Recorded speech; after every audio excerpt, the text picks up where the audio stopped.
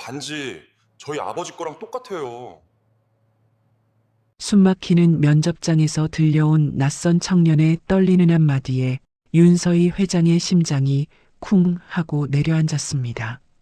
수십억짜리 보석보다 더 애지중지하며 자신조차 왜 끼고 있는지 모르는 그 날고빛 바랜 은반지를 생전 처음 보는 청년이 알아봤습니다. 30년 전 사고로 기억을 잃은 채 살아온 그녀, 하지만 서희는 꿈에도 몰랐습니다. 이 낡은 반지의 나머지 반쪽을 본 순간 조작되었던 그녀의 인생이 송두리째 뒤흔들린다는 것을, 그리고 지워진 기억 너머 누군가는 또다시 목숨을 걸어야 한다는 것을요. 사연을 시작하기 전에 구독과 좋아요로 함께 해주시면 큰 힘이 됩니다. 지금 어디에서 듣고 계신지도 댓글로 알려주시면 그 자리에 행운이 함께하길 바라겠습니다. 비가 부슬부슬 내리는 서늘한 이른 아침이었어요. 낡은 단칸방 안은 어둑했지만 구석에 놓인 작은 옷걸이에는 깨끗하게 다려진 정장 한 벌이 걸려 있었죠. 강승우는 조심스럽게 그 정장을 내려다보며 한숨을 내쉬었습니다. 친구에게 빌린 옷이었어요. 면접용으로 딱 하루만 빌려달라고 자존심을 굽혀가며 사정해서 겨우 빌려온 옷이었죠. 승우는 떨리는 손끝으로 셔츠 단추를 하나하나 채우면서 거울을 보았습니다. 거울 속 자신의 얼굴은 젊었지만 숨길 수 없는 삶의 무게와 피곤함이 묻어 있었어요. 승우야, 밥은 먹고 가야지. 부엌 쪽에서 투박하지만 따뜻한 아버지 동철의 목소리가 들려왔습니다. 승우는 재킷을 걸치며 구수한 냄새가 나는 작은 식탁으로 다가갔어요. 동철은 낡은 냄비에서 김이 모락모락 나는 된장찌개를 떠서 그릇에 담고 있었죠. 화려할 것 없는 소박한 밥상이었지만 그 안에는 아들을 먹이려는 아버지의 정성이 가득 담겨 있었습니다. 승우는 자리에 앉으며 아버지의 얼굴을 살짝 올려다 보았어요. 언제 이렇게 늙으신 걸까요? 동철의 이마에는 고단한 세월이 주름으로 깊게 패여 있었고 머리카락은 어느새 반쯤 희끗희끗 눈이 내린 듯 새어 있었습니다. 아버지, 제가 차려드릴게요. 아버지는 앉으세요. 아니다. 오늘 내가 중요한 날이잖니. 아버지가 차려줄게. 동철은 씁쓸하게 웃으며 따뜻한 밥그릇을 승우 앞에 놓았습니다. 그리고는 천천히 맞은편에 앉아 말없이 승우의 얼굴을 바라보았어요. 승우는 숟가락을 들었지만 아버지의 시선에 담긴 걱정의 무게가 느껴져 차마 밥을 뜨기가 쉽지 않았습니다. 승우야. 동철이 조심스럽게 입을 열었습니다. 대기업이라고 해서 다 좋은 게 아니다. 특히 MJ그룹 같은 곳은 사람을 부품으로만 알아. 안 가면 안 되겠니? 승우는 입으로 가져가던 숟가락을 든 손을 멈췄어요.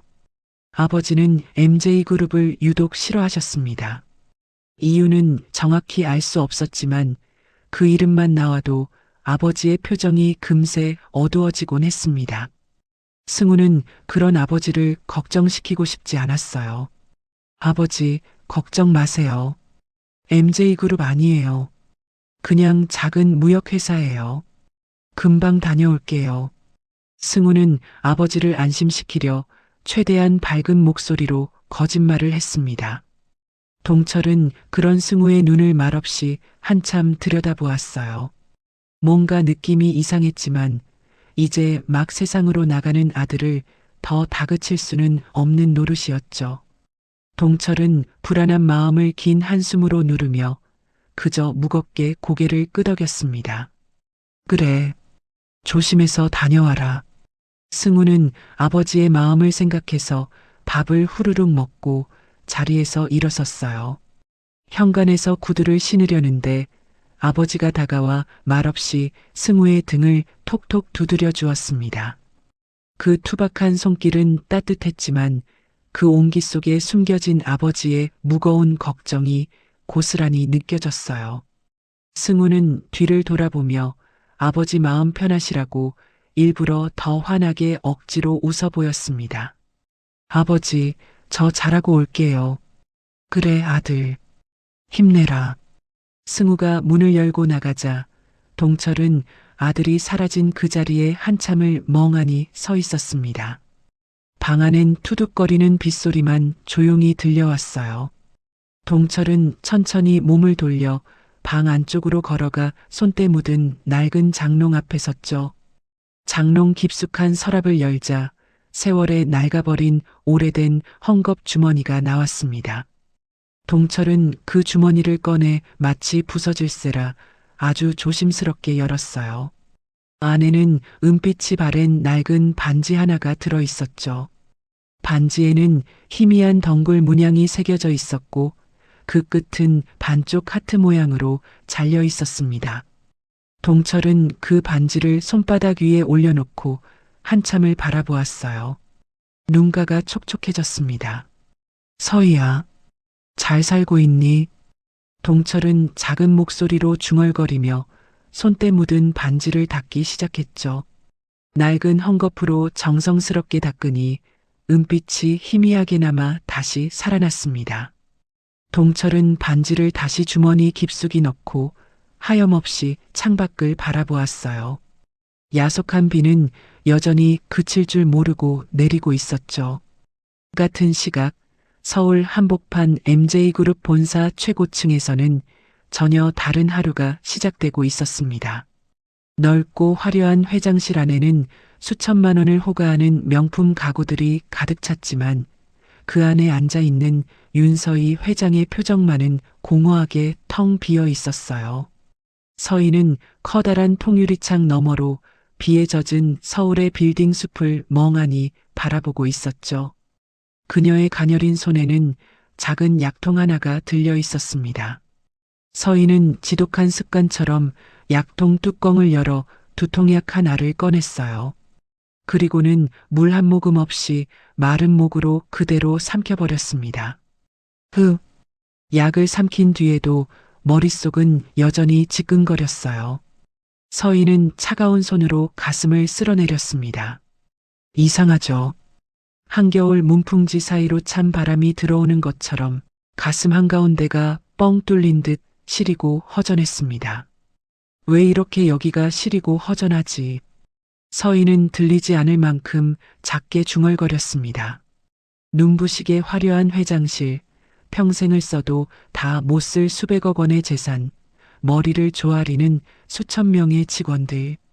남들이 보기엔 모든 것을 가진 여자였지만 정작 서희의 마음속은 텅 빈 껍데기처럼 공허했습니다. 마치 목숨보다 소중한 무언가를 잃어버린 것 같았지만 도무지 그게 무엇인지 알 수 없어 답답할 뿐이었죠. 서희는 습관처럼 왼손 약지에 낀 낡은 은반지를 만지작거렸습니다. 이 반지를 언제부터 왜 끼고 있었는지조차 기억이 나지 않았습니다. 그저 내 몸의 일부인 양손에 익숙해서 단 한 번도 빼본 적이 없을 뿐이었죠.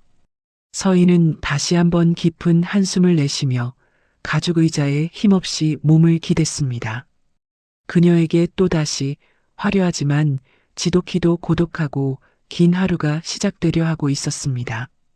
MJ그룹 본관 3층 면접장은 숨이 막힐 듯한 긴장감으로 가득했습니다. 복도에는 빳빳한 정장을 차려입은 지원자들이 줄지어 앉아 있었어요. 누군가는 손에 든 이력서가 뚫어져라 계속 들여다보았고 누군가는 눈을 감고 심호흡을 반복했죠.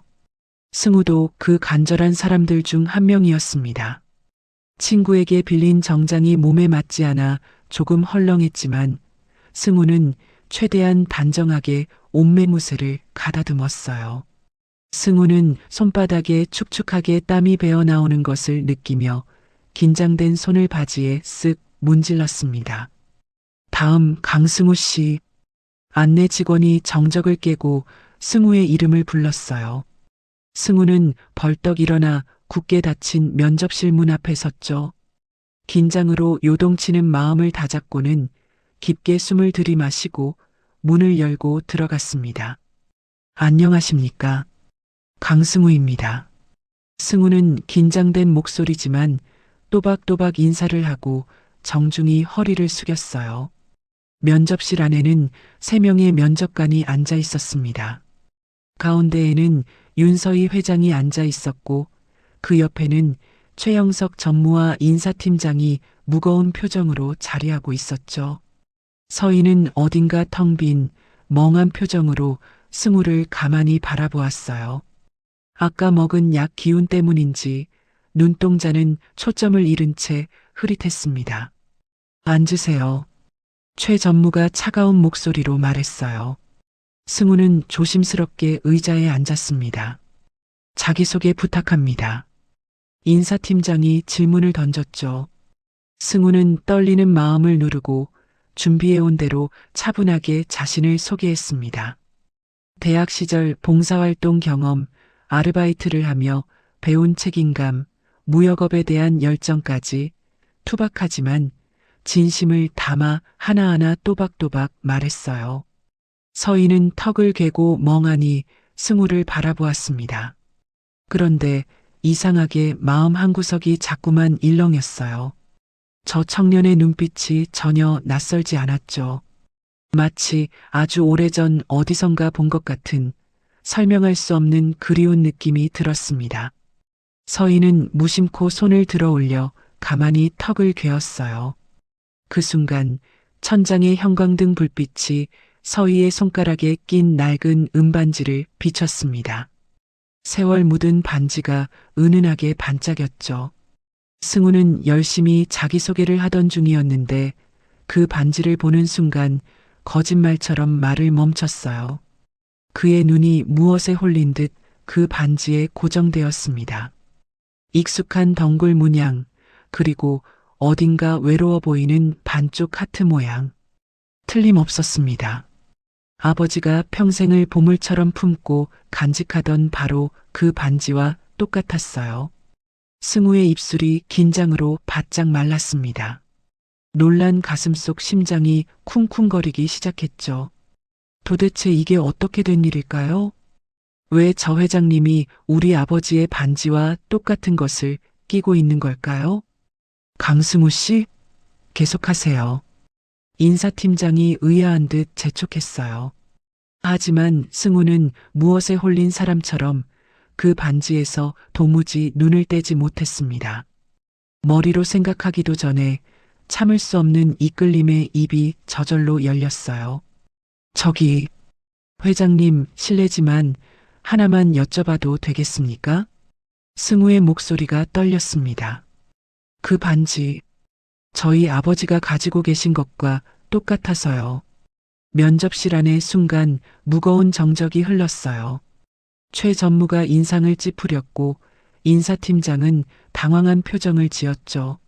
하지만 서희는 그 말을 듣는 순간 심장이 쿵 하고 내려앉는 충격을 느꼈습니다. 가슴이 옥죄어 왔어요. 숨이 턱 막혔습니다. 도대체 왜 이러는 건지 머리로는 이해할 수 없는데 가슴속 깊은 곳이 먼저 찌릿하게 반응했죠. 갑자기 눈에서 눈물이 핑 돌며 시야가 뿌옇게 흐려졌어요. 텅 비어있던 가슴이 미친 듯이 쿵쿵 뛰기 시작했습니다. 뭐라고요? 서희는 금방이라도 울음이 터질 듯 떨리는 목소리로 물었어요. 그러곤 자신도 모르게 손으로 반지를 꽉 감싸 쥐었습니다. 승우는 흔들리는 서희의 눈을 똑바로 바라보며 다시 한번 힘주어 말했습니다. 저희 아버지가 똑같은 반지를 가지고 계십니다. 혹시 반지를 확인하고 싶으시면 이봐. 최 전무가 승우의 말을 끊고 벌떡 일어나 책상을 탁 쳤습니다. 무례하잖아. 면접과 상관없는 얘기는 그만하게.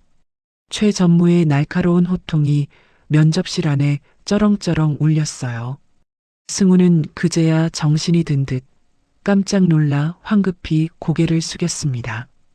죄송합니다. 제가 실례했습니다. 하지만 서희는 고개 숙인 승우에게서 도무지 눈을 떼지 못했어요. 승우의 얼굴, 그 눈빛, 그리고 목소리.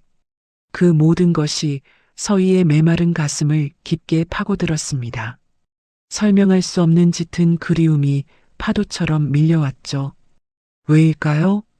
도대체 왜 이 청년을 보면 가슴이 이렇게 미어지듯 아픈 걸까요? 회장님, 괜찮으십니까? 인사팀장이 서희의 눈치를 살피며 조심스럽게 물었어요. 서희는 그제야 정신을 차리고 애써 침착한 척 고개를 끄덕였습니다. 네, 괜찮습니다. 계속하세요. 면접은 살얼음판을 걷듯 어색하게 이어졌어요. 하지만 서희는 승우가 무슨 말을 하는지 하나도 귀에 들어오지 않았습니다. 그저 무엇에 홀린 사람처럼 승우의 얼굴만 계속 바라볼 뿐이었죠. 면접이 끝나고 승우가 인사를 하고 돌아설 때 서희는 승우의 뒷모습을 눈에 새기듯 끝까지 지켜보았어요. 문이 닫히고 그가 사라지고 나서야 서희는 참았던 숨을 내쉬며 쿵쿵거리는 가슴을 쓸어내렸습니다. 회장님, 저런 무례한 지원자는 당연히 탈락시켜야죠. 최 전무가 혀를 차며 차갑게 말했어요. 하지만 서희는 대답하지 않았습니다. 그저 자신의 반지를 계속 만지작거렸죠. 면접이 모두 끝나고 서희는 회장실로 돌아왔어요. 하지만 승우의 싶은 눈빛이 잔상처럼 남아 머릿속에서 떠나지 않았습니다. 결국 서희는 떨리는 손으로 비서를 불렀어요. 오늘 면접 본 지원자 중에 강승우라는 사람 있죠? 네, 회장님. 그 사람 이력서 좀 가져와 주세요. 비서가 나가고 서희는 진정되지 않는 마음으로 창밖을 바라보았습니다. 잠시 후 비서가 이력서를 가져왔어요. 서희는 가늘게 떨리는 손으로 이력서를 받아들었습니다. 이름, 나이, 학력. 서희의 시선이 글자들을 빠르게 훑어 내려가다 마침내 한 곳에 멈췄습니다. 바로 주소였죠. 주소 서울시 성북구 성북동 산 14번지. 서희는 그 주소를 읽는 순간 가슴이 또다시 쿵 내려앉았어요. 성북동. 가본 적도 없는 그 낯선 지명이 왜 이렇게 사무치게 익숙한 걸까요? 서희는 이력서를 책상에 내려놓고 급하게 가방에서 차키를 꺼냈습니다. 이성적으로는 도저히 설명할 수 없었지만 본능이 시키는 대로 몸이 먼저 움직였어요. 가봐야겠어. 가서 확인해야겠어. 서희는 작게 중얼거리며 회장실을 나섰습니다. 마치 무엇에 홀린 사람처럼 거부할 수 없는 운명에 이끌리듯이 서희의 차는 비 내리는 도심을 뚫고 기억 저편의 그곳 성북동을 향해 질주하기 시작했습니다. 서희는 하얗게 질린 손으로 운전대를 꽉 잡은 채 성북동으로 향했습니다. 늘 그림자처럼 따르던 운전기사도 부르지 않고 오로지 혼자서 비젖은 도로를 달렸어요. 심장이 입 밖으로 튀어나올 것처럼 쿵쿵대는데 도무지 그 이유를 알 수 없었죠. 그저 무언가에 홀린 듯 꼭 가야만 할 것 같은 강한 끌림이 있었습니다. 목적지 부근입니다. 내비게이션의 건조한 음성이 울리고 서희는 갓길에 차를 세웠습니다. 그리고 떨리는 다리에 힘을 주며 천천히 차에서 내렸습니다. 눈앞에 좁고 가파른 골목길이 나타났어요. 세월의 때가 묻은 낡은 집들이 서로를 의지하듯 다닥다닥 붙어있는 달동네였죠. 대한민국 최고의 재벌 회장인 서희가 이런 곳에 와본 적이 없어야 정상이었습니다. 하지만 기분이 너무나 이상했어요. 골목을 걸으면서 맡는 비젖은 흙냄새, 뺨을 스치는 차가운 바람, 그리고 투박한 담벼락의 질감까지 그 모든 것이 낯설지 않았죠. 아니, 사무치도록 그리웠습니다. 서희는 저릿해오는 가슴을 쓸어내리며 홀린 듯 골목을 천천히 올라갔어요. 이유도 모른 채 자꾸만 눈가가 뜨겁게 젖어들었습니다. 얼마나 걸었을까요? 기억 저편에서 본 듯한 파란색 대문이 눈앞에 나타났습니다. 칠이 벗겨지고 낡았지만 이상하게 가슴이 아려오는 정겨운 느낌의 대문이었죠. 서희는 못 박힌 듯 그 앞에 멈춰 섰습니다. 열린 대문 너머로 작은 마당이 보였어요. 마당 한쪽에는 비를 피할 수 있는 처마 및 평상이 놓여 있었고 그 위에 누군가 홀로 앉아 있었습니다. 세월의 무게를 고스란히 짊어진 듯한 나이든 남자의 쓸쓸한 뒷모습이었어요. 희끗희끗 세어버린 머리카락, 힘없이 구부정한 어깨. 그 사람은 하염없이 비 내리는 회색빛 하늘을 멍하니 올려다보고 있었죠. 서희의 심장이 또다시 쿵하고 바닥으로 내려앉았습니다. 도대체 왜일까요? 저 쓸쓸한 뒷모습이 왜 이렇게 가슴이 미어지도록 그리운 걸까요? 서희는 파르르 떨리는 손으로 조심스럽게 대문을 밀었습니다. 삐걱, 녹슨 경첩이 비명을 지르며 낡은 대문이 열리는 소리가 났습니다. 계세요? 서희의 목소리가 빗소리 사이로 작게 떨렸습니다. 평상에 앉아있던 남자가 아주 천천히 고개를 돌렸습니다. 동철이었어요. 동철은 대문 앞에 서 있는 서희를 마주하는 순간 심장이 멈추고 숨이 턱 막히는 것 같았습니다. 강산이 3번이나 바뀌는 긴 세월이 흘렀지만 동철은 단번에 알아봤어요. 저 사람은 틀림없는 서희였습니다. 자신이 30년이라는 긴 시간 동안 사무치게 그리워하던 꿈속에서조차 단 한 번도 잊은 적 없던 바로 그 사람. 동철의 퀭한 눈에 뜨거운 눈물이 차오르기 시작했어요. 할 말을 잃은 입술이 사시나무처럼 파르르 떨려왔습니다. 서희. 동철의 목소리는 금방이라도 끊어질 듯 위태롭게 떨렸지만 그 울림 속에는 지난 30년의 세월을 꾹꾹 눌러 담은 짙은 그리움이 배어 있었습니다. 서희는 그 이름을 듣는 순간 머리가 깨질 듯 지끈거리는 통증을 느꼈습니다. 서희. 차가운 윤 회장이 아닌 그저 서희라는 이름, 아주 오래전 누군가 자신을 세상에서 가장 다정한 목소리로 그렇게 불렀던 기억이 스치는 것 같았어요. 하지만 짙은 안개 속에 갇힌 듯 도무지 기억이 손에 잡히지 않았습니다. 서희는 밀려오는 혼란을 떨쳐내려는 듯 괴로운 표정으로 고개를 세게 가로저었어요. 저를 아세요? 서희의 목소리에는 두려움과 혼란이 뒤섞여 위태롭게 흔들렸습니다. 동철은 굳어버린 몸을 억지로 움직여 평상에서 천천히 일어났어요. 충격으로 무릎이 사정없이 후들거렸지만 그는 서희를 향해 한 걸음 한 걸음 다가갔습니다. 모를 리가 있나? 내 안에 서희가 맞는데. 동철의 목소리가 젖은 낙엽처럼 처연하게 울먹였습니다. 서희는 망치로 머리를 얻어맞은 듯 그 자리에 얼어붙었습니다. 아내. 생전 처음 보는 이 낯선 남자가 자신을 아내라고 불렀습니다. 하지만 야속하게도 머릿속은 하얀 백지장 같을 뿐 아무런 기억도 떠오르지 않았죠. 서희는 걷잡을 수 없는 혼란과 두려움에 휩싸여 비틀거리며 뒤로 한 걸음 물러섰습니다. 저는 결혼한 적이 없는데요. 서희야. 동철이 다가와 간절한 손길로 서희의 손을 잡으려 했습니다. 하지만 손끝이 닿기 직전 허공에서 멈칫하며 굳어버렸어요. 자신을 전혀 기억하지 못하는 서희의 저 낯선 눈빛이 가슴을 후벼 파듯 너무나 시렸기 때문이죠. 동철은 갈 곳 잃은 손을 차마 거두지도 못한 채 애원하듯 서희를 바라보았습니다. 나야, 동철이.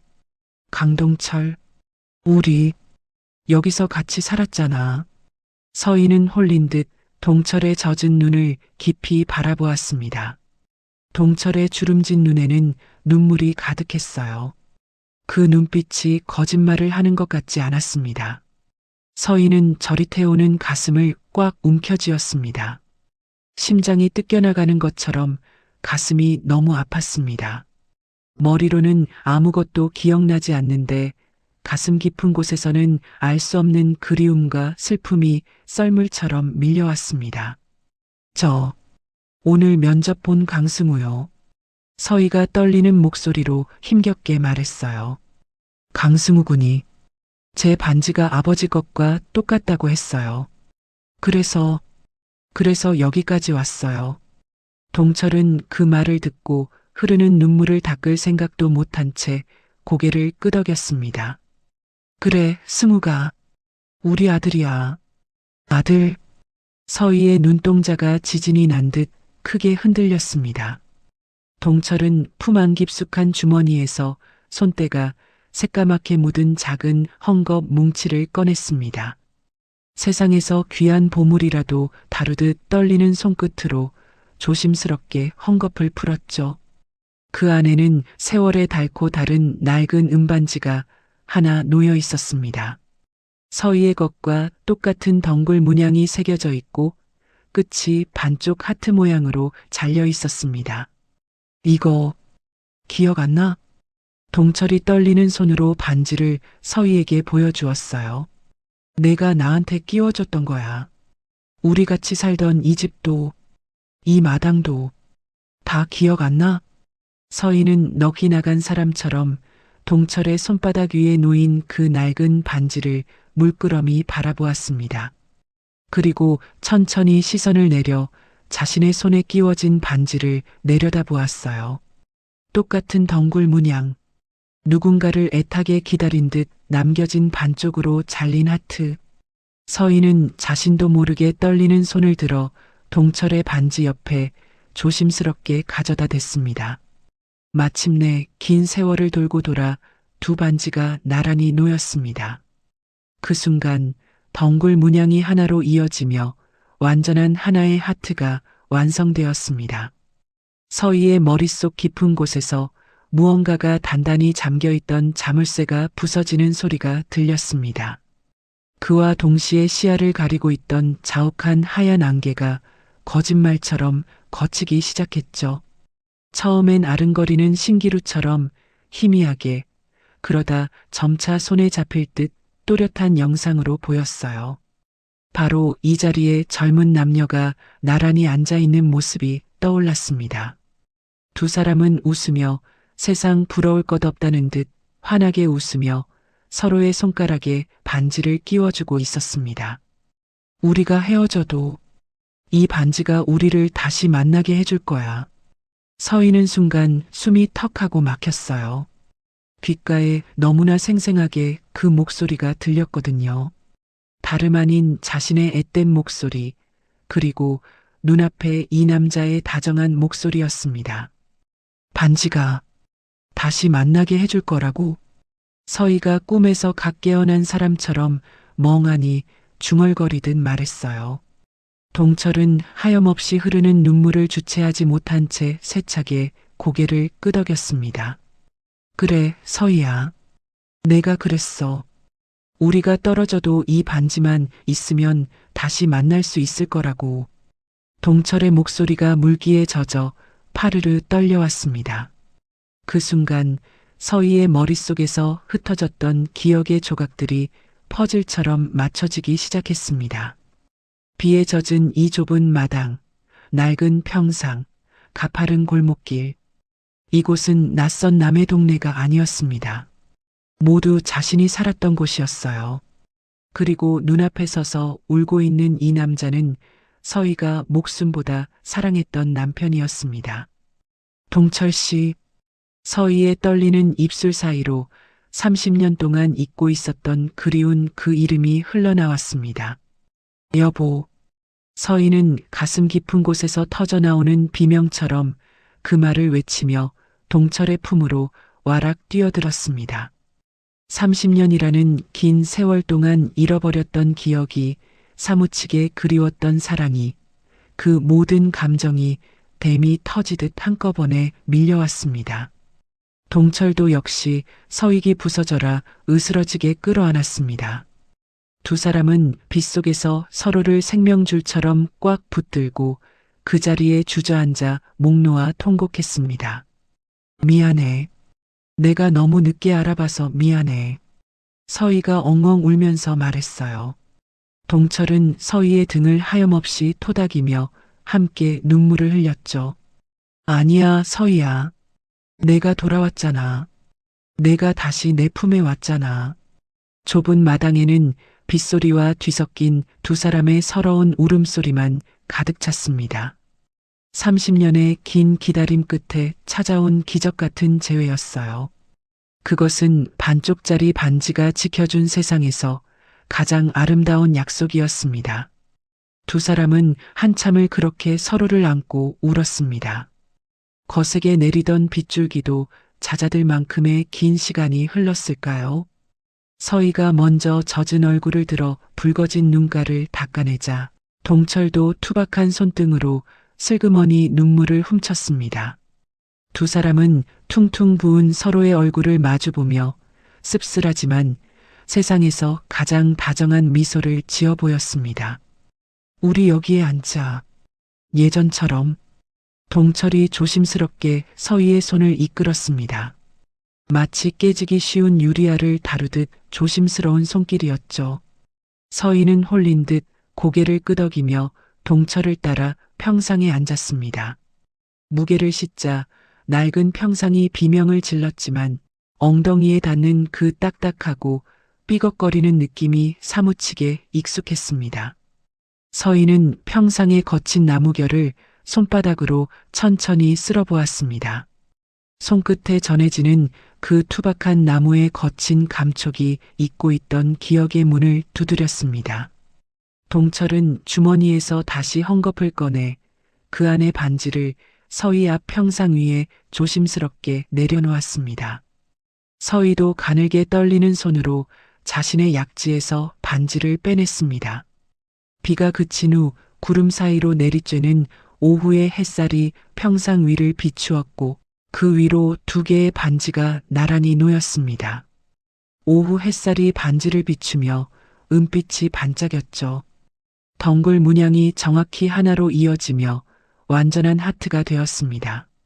서희는 숨을 죽이고 그 모습을 바라보았어요. 두 반지가 하나로 딸깍 하고 맞춰지는 순간 서희의 머릿속에서 하얀 섬광이 터지는 듯한 아찔한 현기증이 일었습니다. 30년 동안 시야를 가리고 있던 자욱한 안개가 순식간에 걷히기 시작했습니다. 이거 기억나?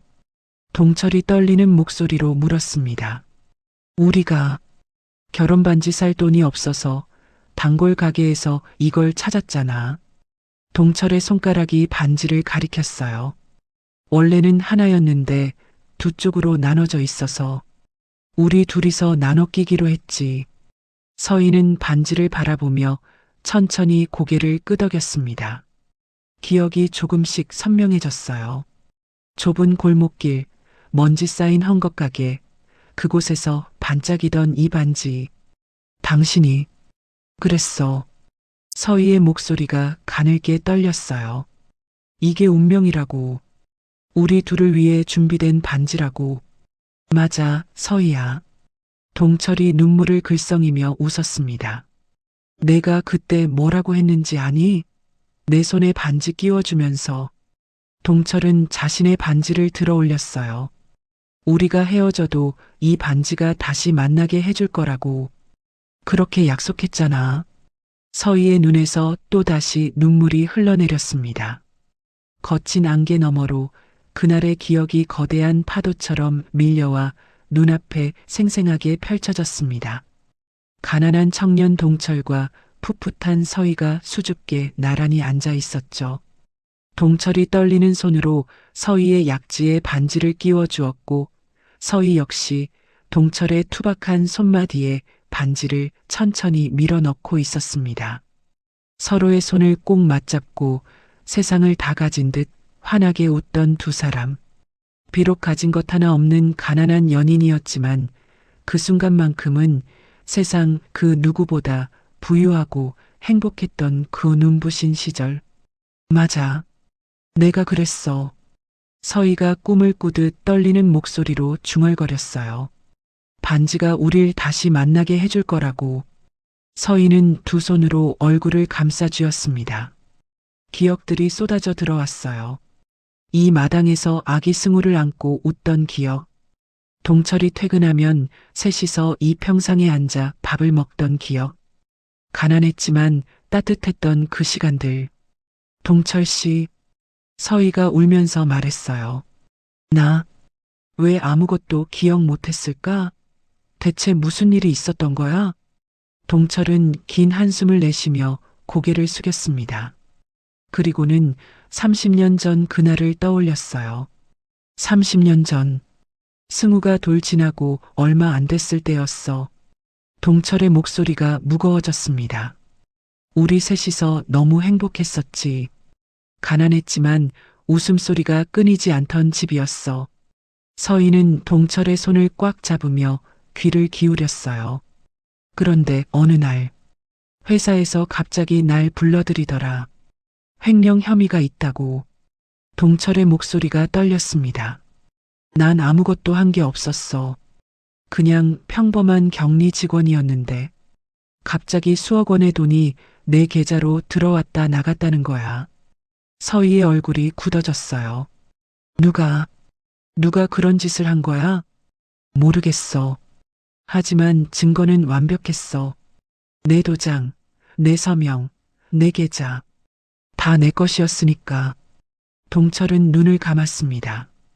경찰이 집으로 올 거라는 소문이 돌았어. 그날 밤 넌 날 안고 울었지. 서희의 머릿속에 그날 밤의 기억이 떠올랐어요. 어린 승우를 재운 뒤 동철을 붙들고 울던 자신의 모습. 난 회사로 찾아갔어. 서희가 떨리는 목소리로 말했습니다. 아버지한테 빌려고. 당신은 억울하다고 조사해달라고. 그래. 동철이 고개를 끄덕였어요. 넌 매일 회사로 갔어. 이사들을 찾아다니고 증거를 찾으려고 밤새 장부를 뒤지고. 동철의 목소리가 갈라졌습니다. 그러다가 그날 내가 회사 계단에서 떨어졌어. 서희는 턱 막히는 숨을 내뱉으며 가슴을 콱 움켜쥐었습니다. 머릿속 깊은 곳에 봉인되어 있던 기억이 섬광처럼 번쩍이며 떠올랐습니다. 30년 전 그날 차갑고 어두웠던 회사 비상계단. 등 뒤에서 천천히 하지만 정확하게 다가오던 구두 굽소리. 또각. 그리고 무방비한 등을 억세게 떠미는 서늘한 손길의 감촉. 누가 날 밀었어. 서희의 목소리가 공포에 질려 파르르 떨렸습니다. 발을 헛디딘 게 아니야. 뒤에서 누가 날 밀었어. 그 사람 분명 최전무였어. 동철의 주먹이 부들부들 떨렸습니다. 터질 듯한 분노를 참느라 손톱이 손바닥을 파고들어 하얗게 질렸습니다. 난 그때 몰랐어. 넌 병원에 실려갔고 머리를 심하게 다쳤지. 의사가 그러더라. 기억을 잃을 수도 있다고. 동철의 눈에서 뜨거운 눈물이 흘렀습니다. 피를 흘리며 실려간 내가 며칠 동안 깨어나지 못했어. 난 병실 밖에서 기도만 했지. 제발 깨어나 달라고. 동철은 고통스러운 기억에 가슴을 쥐어뜯듯 움켜쥐었습니다. 그때 최 전무가 왔구나. 서희가 멍하니 하지만 싸늘하게 식은 눈빛으로 중얼거렸습니다. 그래. 동철이 고개를 끄덕였습니다. 넌 깨어났어.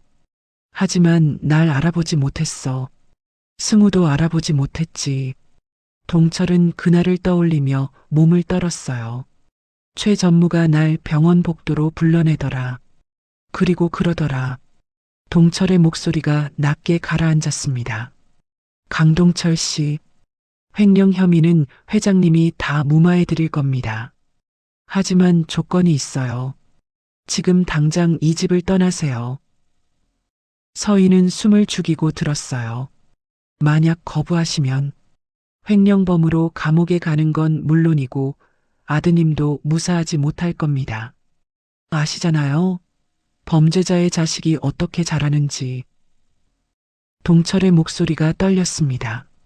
그리고 서희는 이제 기억을 잃었어요. 당신을 기억하지 못해요. 새로운 삶을 살 수 있어요. 방해하지 마세요. 서희는 가슴이 찢어지는 것 같았어요. 난 무서웠어, 서희야.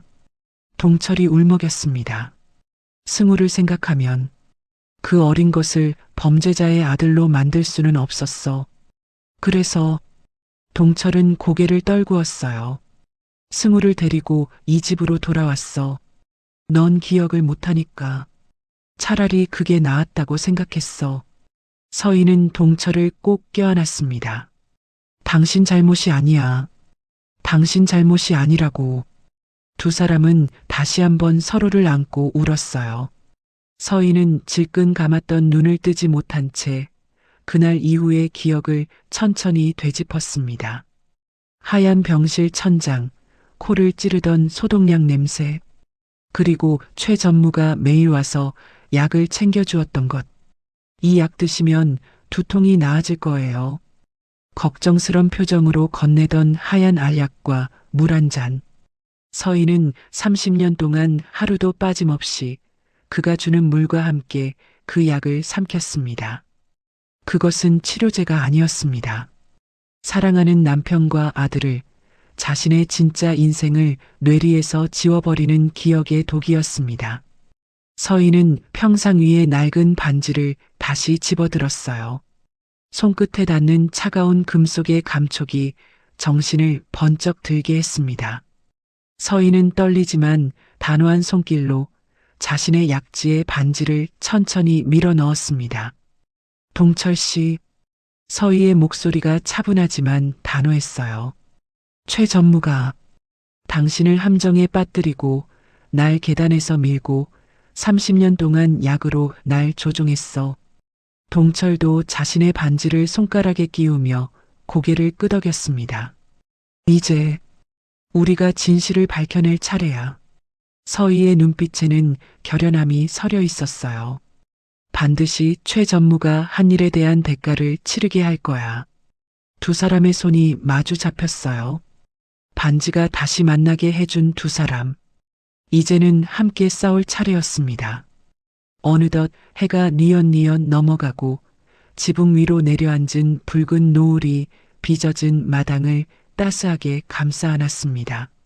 서희와 동철은 여전히 좁은 평상에 나란히 앉아 서로의 손을 생명줄처럼 꽉 붙들고 있었습니다. 손바닥을 통해 전해지는 따뜻한 온기. 30년 만에 되찾은 이 찰나의 시간이 너무나 애틋하고 소중해서 두 사람은 흐르는 시간조차 붙잡고 싶은 심정이었습니다. 그때 고요한 정적을 깨고 녹슨 대문이 삐걱 소리를 내며 열렸어요. 두 사람은 화들짝 놀라며 동시에 고개를 돌렸습니다. 하루의 고단함이 잔뜩 묻어나는 무거운 발걸음, 승우였습니다. 아직 빳빳한 면접용 양복을 입은 채였죠. 마당에 들어선 승우의 발걸음이 허공에서 뚝 멈췄습니다. 늘 쓸쓸하게 혼자였던 아버지 곁에 평생 본 적 없는 화려한 옷차림의 귀부인이 다정하게 손을 잡고 앉아 있었으니까요. 익숙한 마당이 순간 너무나 낯설게 느껴졌습니다.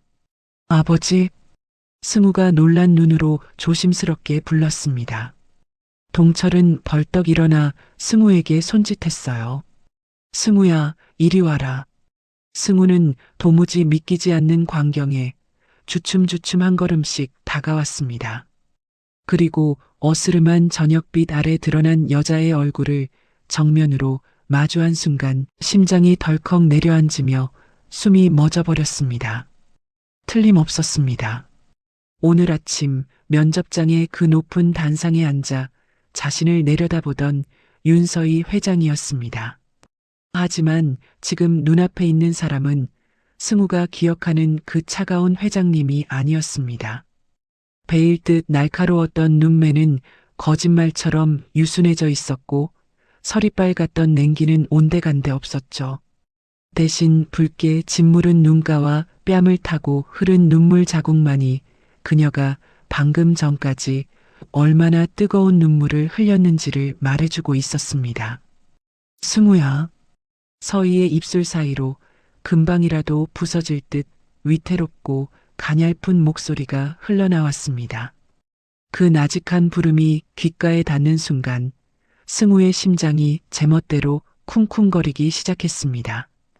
분명 오늘 처음 듣는 낯설기만 한 목소리였습니다. 그런데 왜일까요?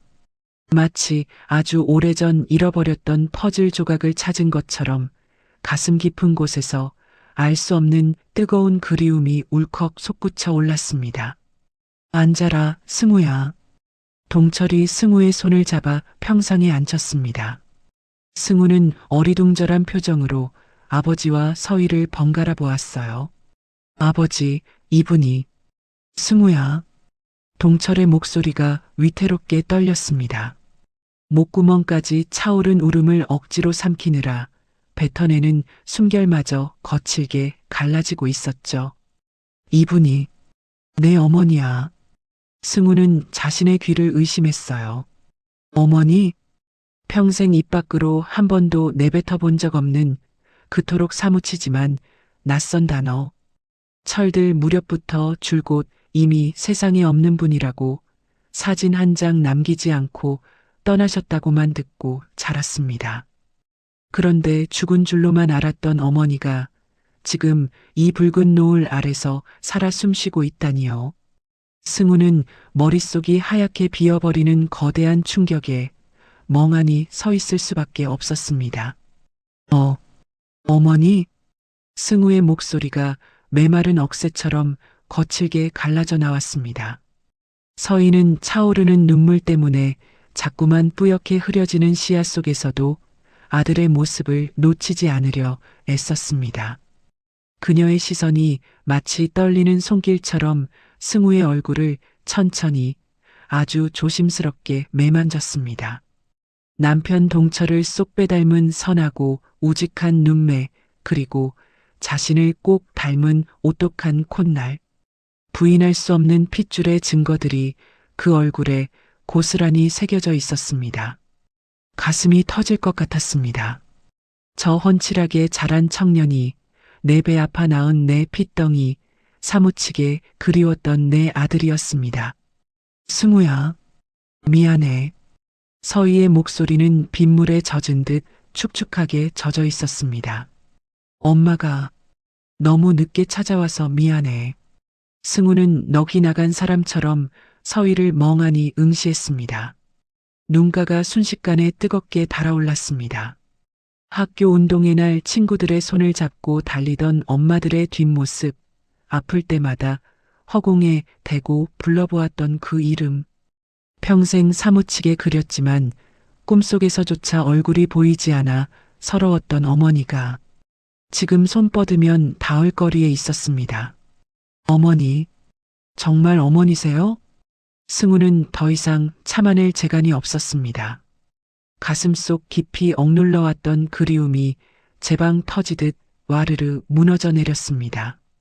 승우는 덩치 큰 아이처럼 엉엉 울음을 터뜨리며 서희의 품으로 와락 무너져 안겼습니다. 서희 역시 그런 아들을 으스러지도록 꽉 끌어안았습니다. 30년 만에 품에 가득 차오르는 아들의 묵직하고 단단한 체온. 서희는 행여나 놓치면 연기처럼 사라질까 승우의 넓은 등을 필사적으로 쓸어내리고 또 쓸어내렸습니다. 동철은 엉겨붙은 두 사람을 자신의 커다란 팔로 감싸 안으며 뜨거운 눈물을 삼켰습니다. 어둠이 내려앉은 마당에는 서로의 심장 소리를 확인하며 쏟아내는 세 사람의 서러운 울음소리만이 가득 찼습니다. 한참 동안 서로의 어깨를 적시던 격정이 잦아들 무렵 밤 공기가 차갑게 식어갔습니다. 세 사람은 퉁퉁 부은 눈을 하고 좁은 방 안으로 들어갔습니다. 세 사람은 좁은 방바닥에 무릎이 닿을 만큼 가깝게 둥그렇게 둘러앉았습니다. 화려한 회장실보다 그 어떤 넓은 저택보다 비로소 진짜 집에 온 듯한 따스하고 아늑한 공기가 장 안을 가득 채웠습니다. 승우야. 동철이 무거운 목소리로 입을 열었습니다. 이제 내가 알아야 할 때가 된 것 같구나. 승우는 마른 침을 삼키며 아버지를 정면으로 바라보았습니다. 동철과 서희는 번갈아 가며 가슴속에 묻어두었던 30년 전의 기억을 하나씩 꺼내 놓았습니다.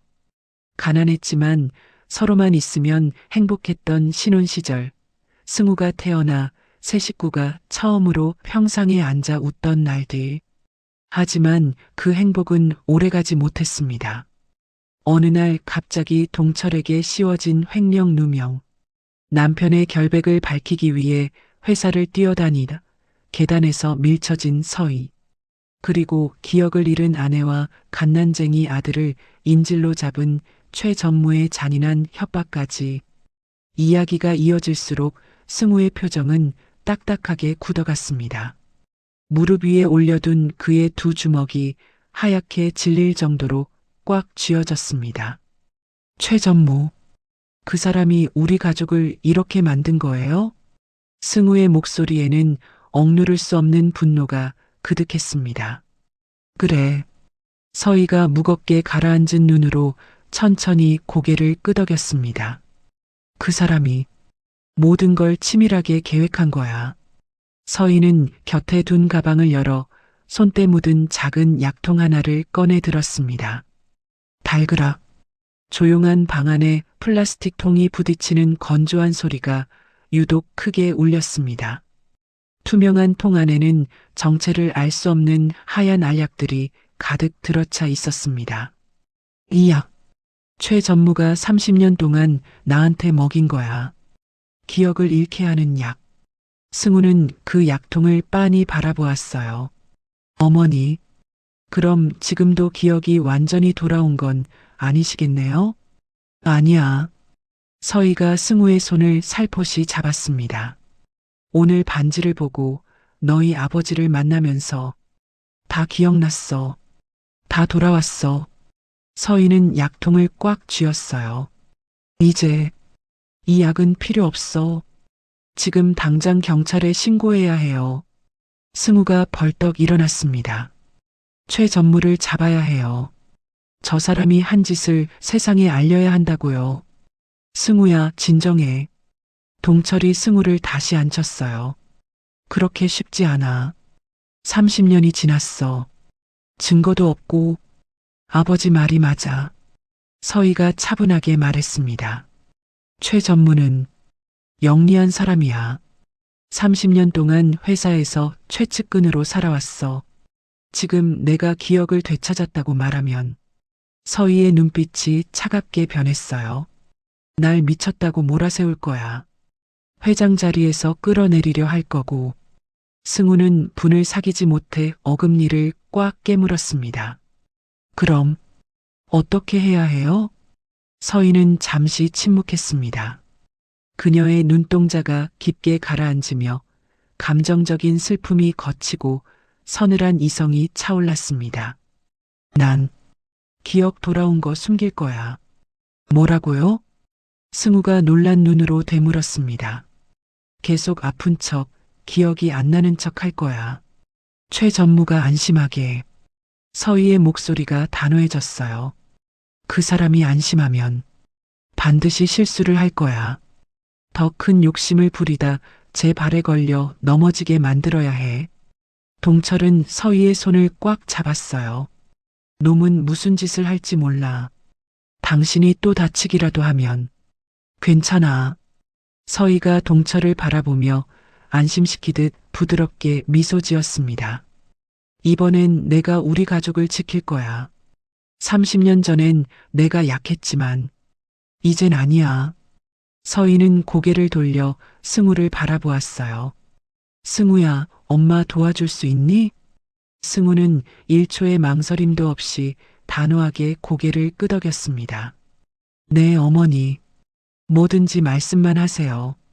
서희는 든든한 아들의 대답에 엷은 미소를 띠며 승우와 동철의 손을 한데 모아 잡았습니다. 우선 승우를 내 비서로 채용할 거야. 비서요? 승우가 눈을 크게 떴습니다. 그래. 면접에서 떨어뜨리려고 할 테니까 내가 회장 권한으로 특채 발령 낼 거야. 서희의 입꼬리가 살짝 올라갔어요. 최 전무가 이상하게 생각할 거야. 하지만 내가 멍청한 척하면서 그냥 이 청년 마음에 든다고 하면 오히려 놈은 널 감시하기 위해서라도 받아들일 거야. 동철이 마른 침을 삼키며 걱정스럽게 물었어요. 그 다음엔? 승우가 회사 안에서 증거를 찾아야 해. 서희의 목소리가 낮아졌습니다. 30년 전 횡령 사건의 진실. 내가 계단에서 떨어진 날의 진실. 그리고 최 전무가 지금까지 빼돌린 비자금 내역까지. 서희의 눈빛이 어둠 속에서 형형하게 빛났습니다. 증거를 모으고 최 전무가 스스로 함정에 빠지게 만들 거야. 좁은 단칸방 한가운데 세 사람의 손이 단단하게 하나로 얽혔습니다. 30년의 한을 풀기 위한 가족의 처절하고도 치밀한 복수가 막을 올리는 순간이었습니다. 어느덧 밤이 깊어 달동네의 가파른 골목마다 짙은 어둠이 내려앉았습니다. 아쉽지만 이제는 움직여야 할 시간. 서희는 떨어지지 않는 발걸음을 억지로 떼어내듯 아주 조심스럽고 무겁게 자리에서 일어났습니다. 이제 돌아가야겠어. 너무 오래 있으면 의심받을 거야. 동철이 서희의 손을 붙잡았습니다. 조심해, 서희야. 최 전무는 위험한 사람이야. 알아. 서희가 동철의 손을 꽉 쥐었어요. 하지만 이제 난 혼자가 아니잖아. 당신과 승우가 있으니까. 서희는 승우를 안았습니다. 승우야, 내일부터 출근해. 엄마가 특채 발령 낼게. 네, 어머니. 승우가 고개를 끄덕였어요. 서희는 마지막으로 두 사람을 안아주고 대문을 나섰습니다. 차에 올라타며 백미러로 집을 바라보았어요. 동철과 승우가 대문 앞에 서서 손을 흔들고 있었습니다. 서희는 눈물을 닦으며 차를 출발시켰어요. 회사로 돌아가는 길. 서희는 약통을 꺼내 하나를 손에 올려놓았습니다. 그리고 창문을 열어 그것을 밖으로 던져버렸어요. 이제 이 약은 필요 없었습니다. 서희의 눈빛에는 결연함이 가득했어요. 최영석, 기다려. 내가 우리한테 한 일 반드시 갚아줄 테니까. 다음 날 아침 팽팽한 정막이 감도는 MJ그룹 회장실이었습니다. 서희는 평소보다 일찍 출근했어요. 홀로 거울을 보며 얼굴을 살폈습니다. 서희는 거울 속 자신의 눈을 뚫어져라 응시했습니다. 그리고 천천히 아주 정교하게 표정을 지워나갔습니다.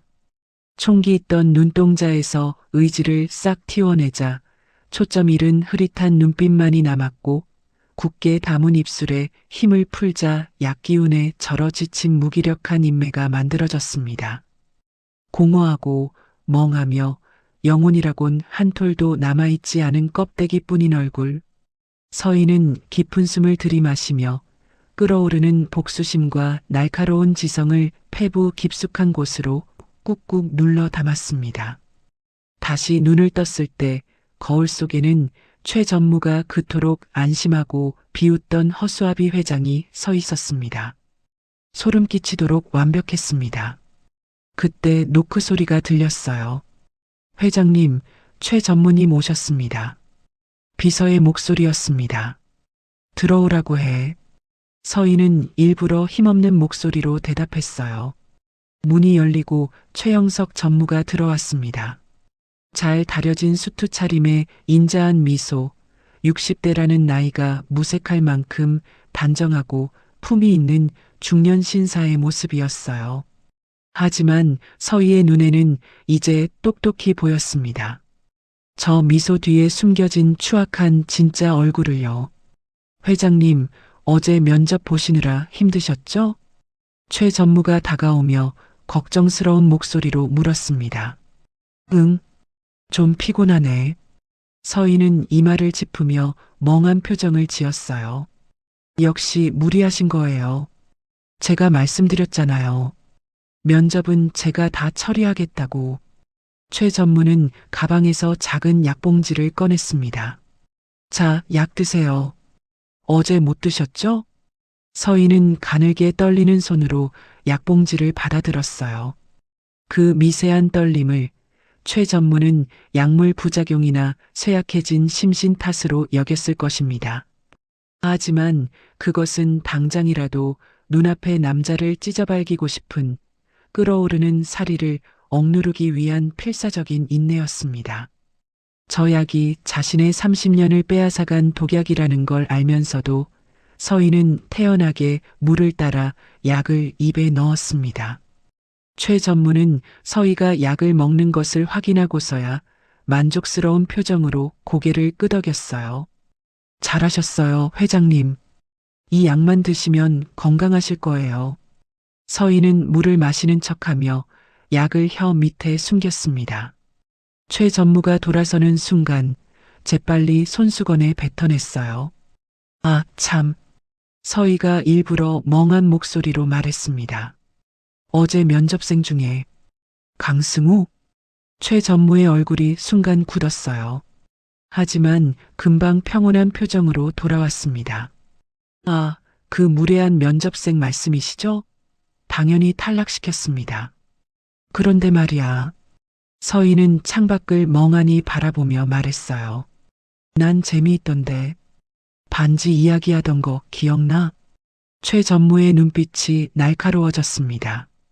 회장님, 그건 면접과 전혀 관련 없는. 알아. 서희는 손을 흔들며 웃었어요. 그냥 뭔가 당돌하고 재미있잖아. 저런 애들이 요즘 젊은이들 아니야? 강승우, 특별 채용해. 내 수행비서로. 회장님, 최 전무가 놀라서 소리쳤어요. 그건 너무 성급한 결정이십니다. 검증도 안 된 사람을. 괜찮아. 서희는 여전히 멍한 표정으로 말했습니다. 요즘 심심하잖아. 젊은 애 하나 옆에 두면 재미있을 것 같아서. 최 전무는 서희의 얼굴을 유심히 살폈어요. 혹시 찰나의 이성이라도 돌아온 건 아닌지 의심하는 눈빛이었습니다. 하지만 서희의 표정은 빈틈없이 완벽했어요. 여전히 멍하고 초점 없는 눈빛이었습니다. 영락없이 약에 취해 판단력이 마비된 모습 그대로였죠. 회장님, 정말 괜찮으시겠어요? 응, 괜찮아. 서희는 피곤한 듯 손을 흔들었습니다. 최 전무, 난 좀 쉴게. 머리가 아파. 네, 그러세요. 최 전무는 조심스럽게 방을 나갔어요. 문이 닫히자 서희의 표정이 싸늘하게 변했습니다. 서희는 손수건에 몰래 뱉어낸 축축한 알약들을 꺼내 휴지로 꼼꼼하게 감싼 뒤 서랍 깊숙한 곳에 숨겼습니다. 이것은 단순한 쓰레기가 아니었습니다. 놈의 숨통을 조일 30년 범죄의 결정적 증거물이 될 것이었습니다. 오후에 햇살이 빌딩 숲 사이로 길게 늘어질 무렵 승우가 MJ그룹 본사의 모습을 드러냈습니다. 인사팀에서 부랴부랴 발급해준 사원증이 목에 걸려 있었습니다. 잉크 냄새도 가시지 않은 사원증에는 비서실 강승우라고 적혀 있었습니다. 승우는 떨리는 마음으로 회장실 앞에 섰죠. 들어와. 서희의 낮고 차분한 목소리가 들렸습니다. 승우가 긴장으로 축축해진 손바닥을 바지에 닿고 조심스럽게 문을 열고 들어가자 서희는 창가에 등을 돌린 채 홀로 서 있었어요. 회장실 안에는 아무도 없었습니다. 어머니, 승우가 들릴 듯 말 듯 한 작은 목소리로 불렀어요. 그 순간 서희는 번개같이 손가락을 입술에 갖다 댔습니다. 서희는 말없이 눈짓으로 육중한 집무 책상 아래와 소파 밑, 그리고 벽에 걸린 액자 뒤를 차례로 가리켰습니다. 혹시 모를 도청 장치가 있을 수 있었습니다. 서희는 메모지에 글을 적어 승우에게 보여주었습니다. 회사에서는 회장님이라고 불러. 최 전무가 의심하면 안 돼. 승우는 고개를 끄덕이며 자세를 바로 잡았어요. 강승우입니다. 열심히 배우겠습니다, 회장님. 서인은 만족스럽게 고개를 끄덕이고 다시 메모를 적었습니다. 최 전무 사무실에 출입할 방법을 찾아. 30년 전 자료가 어딘가 있을 거야. 승우는 메모를 읽고 조심스럽게 주머니에 넣었어요. 그때 노크 소리가 들렸습니다. 최 전무가 다시 들어왔어요. 승우를 보는 순간 최 전무의 얼굴이 굳었습니다. 회장님, 정말 이 사람을 채용하신 겁니까? 응. 서인은 멍한 표정으로 고개를 끄덕였어요. 재미있잖아. 이 친구. 최 전무는 승우를 날카롭게 쳐다보았습니다. 승우는 최대한 밝은 표정을 지으며 인사했어요. 안녕하세요, 전무님. 열심히 하겠습니다. 최 전무는 승우에게 다가가 낮은 목소리로 말했습니다. 강승우 씨, 회장님은 건강이 좋지 않으세요. 절대 무리하시게 하면 안 됩니다. 알겠죠?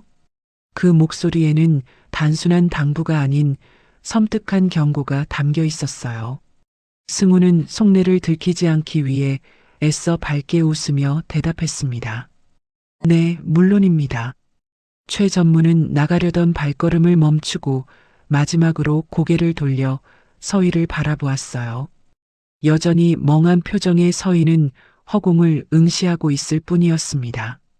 최 전무는 비로소 안심한 듯 고개를 끄덕이고 나갔습니다.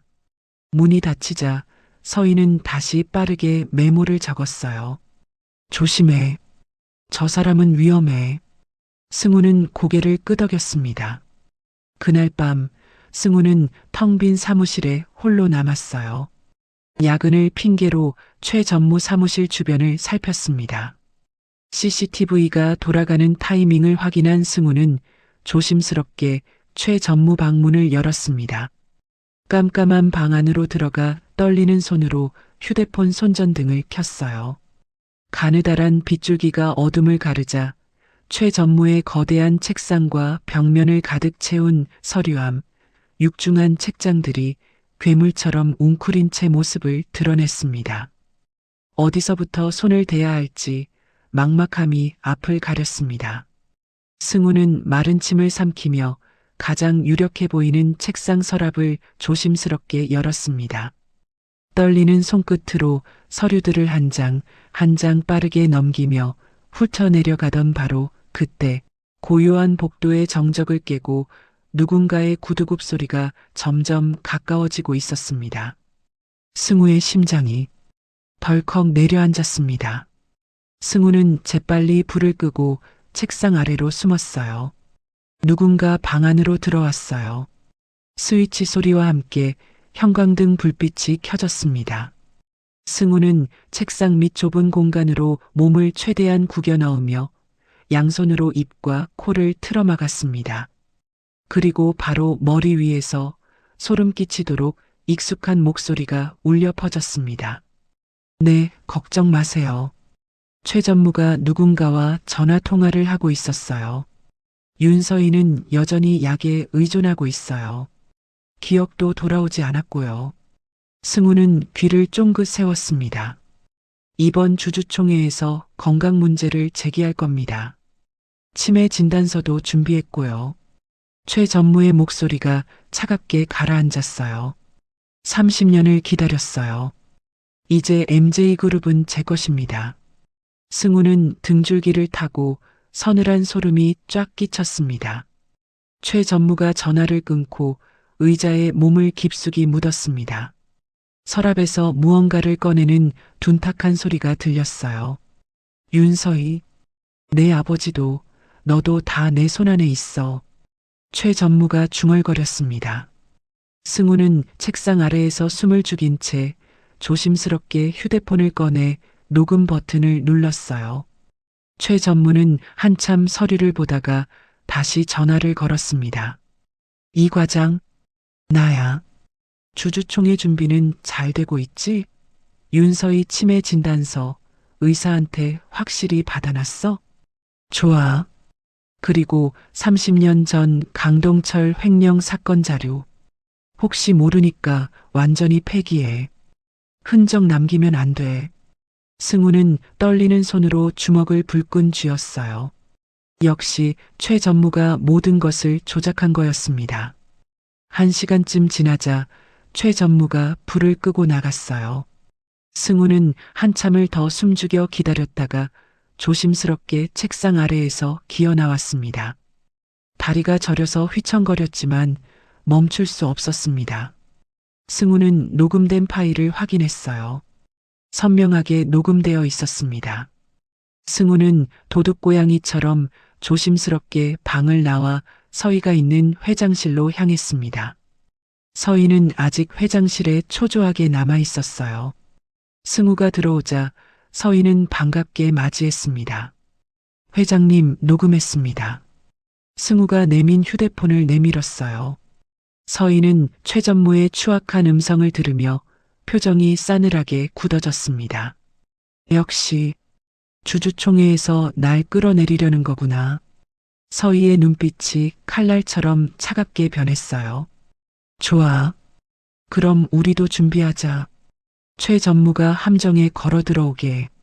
어둠 속에서 모자는 서로를 바라보며 고개를 끄덕였습니다. 30년을 기다려온 복수의 계획이 본격적으로 시작되는 순간이었어요. 2주 후 MJ그룹 본사 대회의실에 긴급 주주총회가 열리는 날이었어요. 넓은 회의실 안에는 주요 주주들과 이사진이 빼곡히 앉아 있었습니다. 갑작스러운 소집 배경을 두고 객석 여기저기서 낮은 웅성거림이 파도처럼 밀려왔습니다. 회의실 상석 근처 최 전무가 여유로운 손길로 서류를 정리하고 있었습니다. 그의 곁에는 꼿꼿한 자세의 의사가 입을 굳게 다문 채 서 있었습니다. 최 전무는 이따금 창밖을 내다보며 가느다란 미소를 지었습니다. 30년이라는 기나긴 인고의 시간이 마침내 마침표를 찍으려 하고 있었습니다. 전무님, 회장님 오십니다. 비서가 작은 목소리로 알렸습니다. 회의실 안의 모든 시선이 문 쪽으로 쏠렸습니다. 휠체어를 탄 서희와 그 뒤를 묵묵히 지키는 승우가 들어섰습니다. 축 늘어진 어깨와 고개 숙인 서희의 모습에 주주들 사이에서 안타까운 탄식이 흘러나왔습니다. 저게 무슨? 회장님이 저렇게까지 안 좋으셨어? 최 전무는 안타까운 표정을 지으며 서희에게 다가갔어요. 회장님 괜찮으세요? 서희는 대답 없이 초점 없는 눈으로 허공을 응시할 뿐이었습니다. 승우는 입술을 꽉 깨문 채 아무 말 없이 휠체어를 상석으로 밀고 나갔습니다. 최 전무는 단상 위에 올라 마이크를 잡았습니다. 최 전무가 단상 위로 올라가 마이크를 잡고 침통한 표정을 지었습니다. 주주 여러분, 오늘 이렇게 긴급하게 모시게 되어 송구스럽습니다. 최 전무의 목소리가 회의실의 전체에 울렸어요. 안타깝게도 윤서희 회장님의 건강 상태가 매우 심각합니다. 최 전무는 옆에 서 있던 의사를 가리켰어요. 이쪽은 서울대병원 신경과 김 교수님이십니다. 회장님을 6개월간 진료해 오셨죠. 의사가 앞으로 나와 서류를 들어 올렸습니다. 윤 회장님은 조기 치매 증상을 보이고 계십니다. 기억력 감퇴, 판단력 저하, 인지 기능 장애. 의사의 말에 회의실이 술렁였어요. 더 이상 정상적인 경영 판단을 내리기 어려운 상태입니다. 최 전무는 고개를 숙였습니다. 저도 이 사실을 인정하기 힘들었습니다. 30년 동안 회장님을 모셔온 제가 누구보다 가슴 아픕니다. 최 전무의 목소리에 슬픔이 묻어났어요. 완벽한 연기였습니다. 하지만 회사를 위해서, 주주 여러분을 위해서 이제 결단을 내려야 할 때입니다. 최 전무는 서류 한 장을 꺼냈어요. 회장 직무 정지 및 후임 선임 안건을 상정합니다. 주주들이 웅성거렸습니다. 어떤 이는 동의하는 듯 고개를 끄덕였고 어떤 이는 난처한 표정을 지었죠. 회장님, 최 전무가 비장한 표정을 지으며 휠체어 탄 서희에게 다가갔습니다. 주주들의 시선이 두 사람에게 집중되었습니다. 회장님 죄송합니다. 하지만 이제 내려놓으셔야 합니다. 최 전무는 서류와 도장을 꺼내 서희 앞 테이블에 놓았어요. 여기 사임서입니다.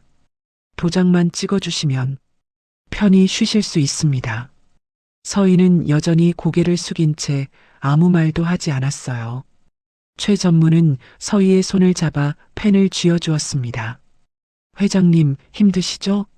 이제 다 내려놓으세요. 서희의 손끝이 서류 위에서 가늘게 떨렸어요. 펜 끝이 종이에 닿을 듯 말 듯하게 천천히 내려갔습니다. 회의실 안은 침 삼키는 소리조차 들리지 않을 만큼 팽팽한 정적이 감돌았습니다. 바로 그때였습니다. 서희가 갑자기 쥐고 있던 펜을 탁자에 내려놓았어요. 그리고 천천히 고개를 들었습니다. 멍했던 눈빛이 사라지고 날카로운 눈빛이 드러났죠. 30년 동안 그녀를 가두었던 안개가 걷히고 진짜 윤서희의 눈빛이 최 전무를 정면으로 꿰뚫었습니다. 최영석. 서희의 목소리가 또렷하게 울렸습니다. 최 전무는 깜짝 놀라 뒤로 물러섰어요. 내가 요양 가면 넌 감옥 가야 하는 거 아니니? 바늘 떨어지는 소리가 들릴 만큼 회의실에 서늘한 정적이 감돌았습니다. 서희는 보란 듯이 휠체어에서 벌떡 일어났어요. 주주들은 믿기지 않는다는 듯 안경을 고쳐 쓰거나 자리에서 일어나 앞을 살폈습니다. 회장님? 서희는 단상 위에서 얼어붙은 최 전무를 똑바로 응시했습니다.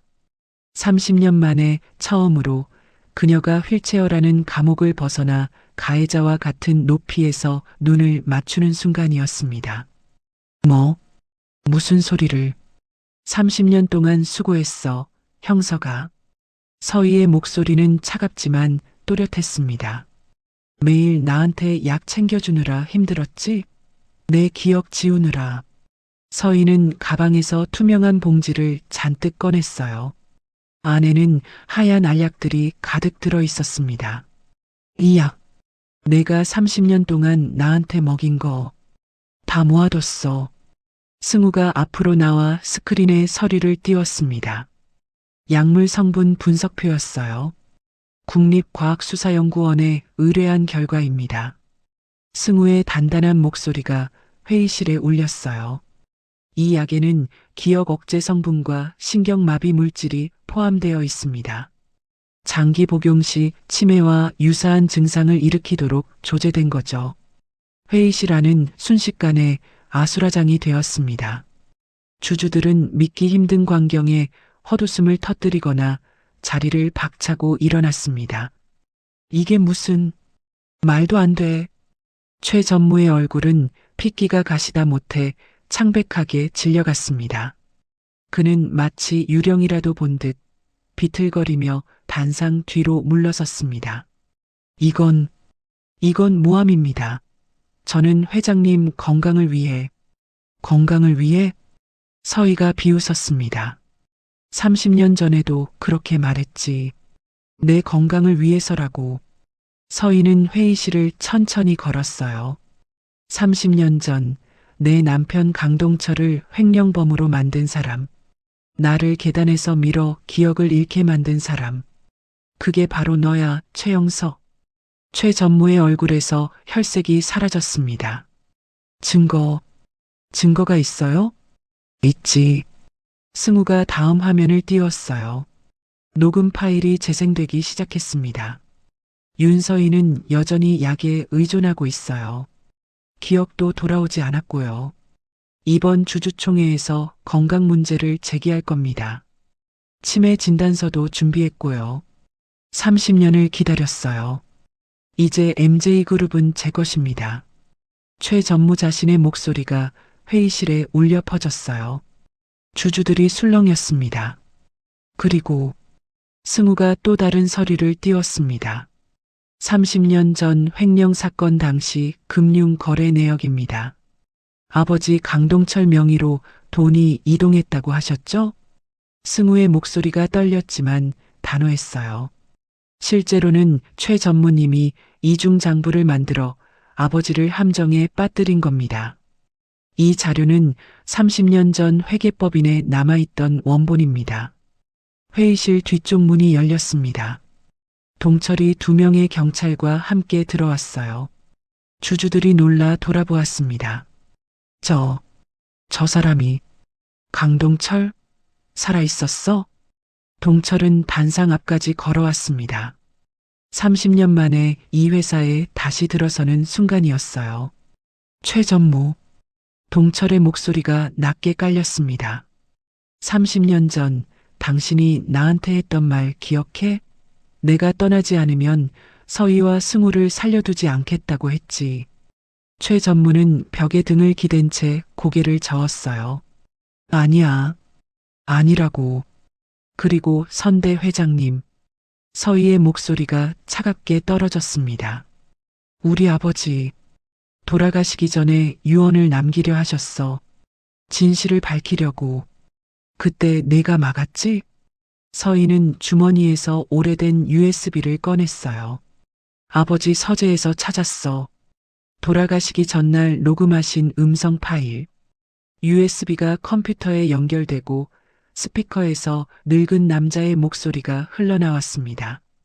서희야, 내가 잘못했다.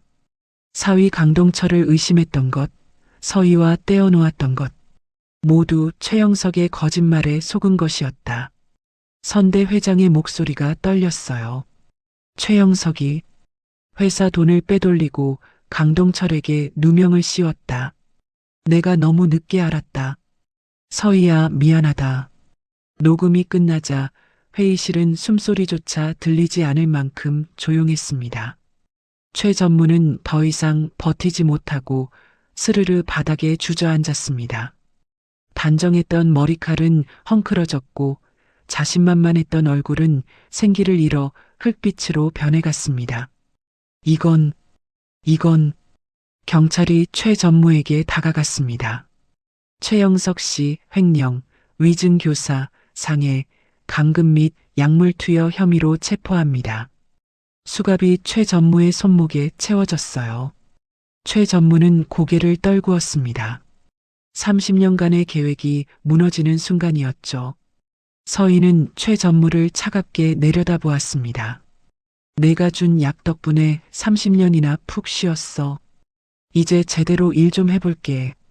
최 전무가 끌려나가는 모습을 주주들이 지켜보았어요. 서희는 단상 위로 올라갔습니다. 주주 여러분, 서희의 목소리가 회의실을 가득 채웠어요. 오랜 시간 제대로 된 경영을 보여드리지 못해 죄송합니다.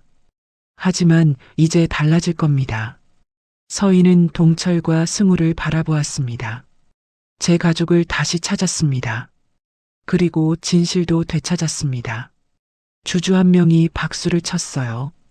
그 박수는 곧 회의실 전체로 퍼져나갔습니다. 서희는 눈물을 닦으며 고개를 숙여 인사했어요. 회의가 끝나고 서희는 동철과 승우를 회장실로 데려갔습니다. 세 사람은 소파에 나란히 앉았어요. 끝났어. 정말 끝났어. 서희가 두 사람의 손을 잡으며 말했습니다.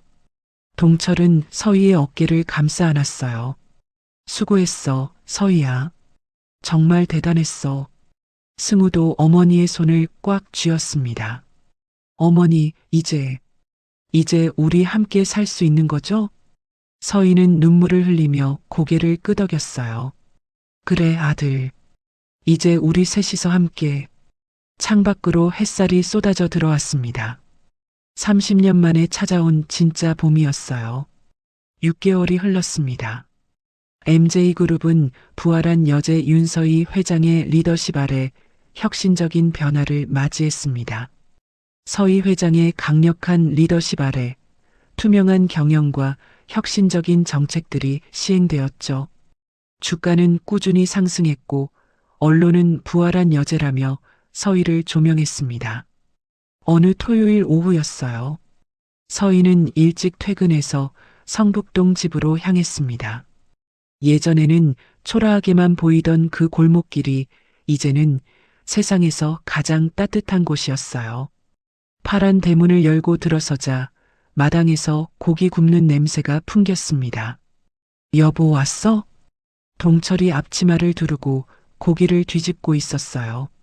머리는 더 희끗해졌지만 얼굴에는 행복한 미소가 가득했습니다. 당신, 내가 한다고 했잖아. 서희는 가방을 내려놓고 자연스럽게 동철의 허리를 감싸 안았습니다. 회장님이 무슨 고기를 구워? 오늘은 내가 다 할게. 무슨 소리야? 나도 예전엔 여기서 매일 고기 구웠다고. 서희는 동철에게 뽀뽀를 하고 앞치마를 매만져 주었어요. 30년의 세월이 무색하게 두 사람은 신혼부부처럼 다정했습니다. 어머니, 아버지. 승우가 현관문을 열고 듬직하게 들어왔어요. 깔끔한 캐주얼 차림이었습니다. 회사에서 기획팀장으로 승진한 뒤로 승우는 더욱 자신감 넘치는 모습이었죠. 아, 우리 팀장님 오셨네. 동철이 웃으며 말했어요. 아버지, 그만하세요. 회사에서도 놀림받는데. 승우가 쑥스러워하며 웃었습니다. 서희는 승우를 반갑게 맞이하며 팔을 잡았어요. 우리 아들 요즘 회사에서 어때? 힘든 거 없어? 괜찮아요, 어머니. 다들 잘해주세요. 승우는 평상에 앉으며 마당을 둘러보았어요. 낡았지만 정겨운 이 집. 이제는 새 가족의 안식처가 되었습니다. 회사 일이 끝나면 서희는 이곳으로 왔어요. 화려한 펜트하우스보다 이 작은 집이 훨씬 좋았습니다. 때로는 여기서 자고 가기도 했죠. 동철과 승우와 함께 아침을 먹고 출근하는 게 서희의 큰 행복이었어요. 자, 고기 다 구웠다. 동철이 접시에 고기를 담아 평상 위에 놓았습니다. 세 사람은 평상에 둘러앉았어요. 소박한 상차림이었지만 따뜻함이 가득했습니다. 건배. 투박한 소주잔이 부딪히는 소리가 맑게 울려 퍼졌습니다. 서희는 소주를 한 모금 마시고 고기를 집어 먹었습니다. 서희야. 동철이 서희의 손을 잡았습니다. 나 요즘 꿈 같아. 내가 옆에 있는 게, 우리 셋이 이렇게 밥 먹는 게. 동철의 눈가가 촉촉해졌어요. 서희는 동철의 손을 꽉 쥐었습니다. 나도 그래. 30년을 잃어버렸지만 이렇게 다시 만났잖아. 어머니. 서희는 동철의 손을 힘주어 잡으며 승우의 손까지 끌어당겨 포개었습니다. 제가 정말 감사해요. 어머니를 찾게 해주셔서, 우리 가족을 다시 만들어주셔서. 승우의 목소리가 떨렸습니다. 서희는 승우의 머리를 쓰다듬었어요. 승우야, 엄마가 미안해. 내가 잘할 때 옆에 없어서. 아니에요. 승우가 고개를 저었습니다. 아버지가 엄마 몫까지 다 해주셨어요. 그리고 이제 앞으로 남은 시간은 함께 할 수 있잖아요. 세 사람은 서로를 안았어요. 평상 위로 따뜻한 햇살이 내려앉았습니다. 참, 승우야.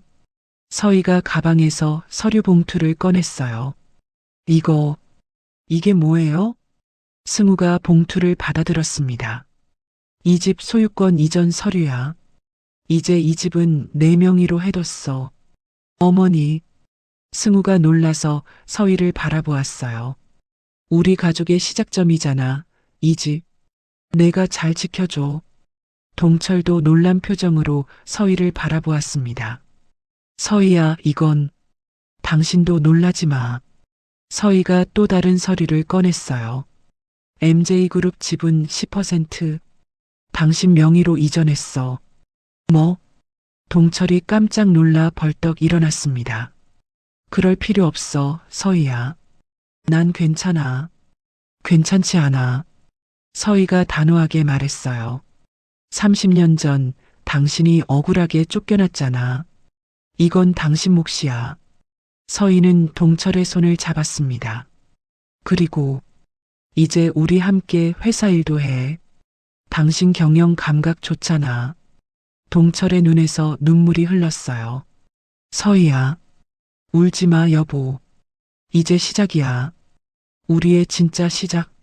세 사람은 다시 한번 포옹했습니다. 저녁이 깊어갔어요. 세 사람은 평상에 나란히 누워 별을 바라보았습니다. 서울 하늘이라 별이 잘 보이지는 않았지만 그래도 행복했어요. 엄마, 아빠. 승우가 작은 목소리로 말했습니다. 제가 요즘 만나는 사람이 있어요. 오, 동철이 몸을 일으켰어요. 누군데? 어떤 애야? 승우가 쑥스럽게 웃었습니다. 회사 마케팅팀에 있는 착하고 예쁜 사람이에요. 서희가 승우의 손을 잡았어요. 그래, 그럼 언제 한번 데리고 와. 엄마가 밥 해줄게. 진짜요? 승우의 얼굴이 환해졌습니다. 그럼, 우리 아들 여자친구면 당연히 잘해줘야지. 동철이 장난스럽게 말했어요. 야, 근데 우리한테 먼저 말해야지. 결혼 같은 건 절대 우리 허락 없이 하면 안 돼. 아버지. 승우가 얼굴을 붉히며 소리쳤어요. 세 사람은 웃음을 터뜨렸습니다. 평상 위로 웃음소리가 가득 퍼졌어요. 서희는 손목에 반지를 만졌습니다. 동철도 자신의 반지를 바라보았어요. 두 개의 반지는 30년 만에 다시 만났고 이제는 영원히 함께할 것이었습니다. 서희야. 동철이 서희에게 속삭였어요. 사랑해. 나도 사랑해, 여보. 서희는 동철의 어깨에 머리를 기댔습니다. 앞으로도 쭉. 승우는 부모님의 모습을 보며 미소 지었어요. 30년을 기다린 사랑. 반지가 지켜준 약속. 이제 그 사랑은 다시 시작되었습니다. 하늘 높이 별 하나가 반짝였어요. 세 사람은 평상에 나란히 누워 그 별을 바라보았습니다. 가난했지만 행복했던 30년 전처럼, 앞으로도 영원히 함께할 가족처럼. 마당 한쪽에서 바람이 불어왔어요. 평상 위에 반지 두 개가 햇살을 받아 은은하게 빛났습니다. 덩굴 문양이 하나로 이어진 완전한 하트. 그것은 끝이 아니라 새로운 시작의 표시였습니다. 화면이 천천히 밝아지며 서울의 야경이 펼쳐졌어요. 수많은 불빛들 사이로 작은 달동네의 파란 대문이 보였습니다. 그 안에서 들려오는 행복한 웃음소리. 자막이 떠올랐습니다. 사랑은 잊히지 않는다. 잠시 길을 잃을 뿐. 세 사람의 웃음소리가 메아리처럼 퍼져나갔어요. 그 소리는 따뜻하고 희망차고 아름다웠습니다. 사람의 인생은 각자 다른 길을 걸어도 마음이 닿는 순간은 같다고 믿습니다. 이 이야기에서 여러분이 느낀 감정, 그 진심을 들려주세요. 함께 공감하고 따뜻해지고 싶습니다. 오늘 함께 해주셔서 정말 감사합니다.